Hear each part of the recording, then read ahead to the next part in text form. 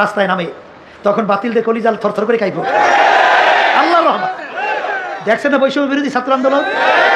কোন রাজনৈতিক দল তাদের ব্যানারে নামতে সাহস পায় নাই নাকি? তাদের নামে নাই, বিভিন্ন কাজে সহযোগিতা করছে। কিন্তু ইসলামী আন্দোলন বাংলাদেশ আমরা আমাদের ব্যানার নিয়ে ন্যায়ের পক্ষে, অন্যায়ের প্রতিবাদে, খুনিদের বিরুদ্ধে, জালেমদের বিরুদ্ধে আমাদের জানের ঝুঁকি নিয়ে রাজপথে নামছিল, তাদের বিরুদ্ধে আওয়াজ তুলছিল, বাংলার জমিনের ভিতরে অভ্যুত্থান ঘটিয়েছিল। সেই কথা বলতে চাইছিলাম। হ্যাঁ, বসেন, যেই কথা বলতেছেন বসেন, বসেন, বসতে হবে, বসেন।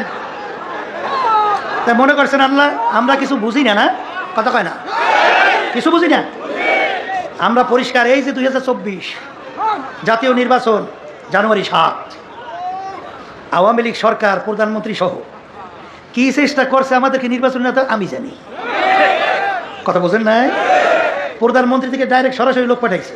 আমি বলছি আপনাদের অফিসে আমি যাবো না, আমরা যেখানে বলবো সেখানে যাইতে হবে।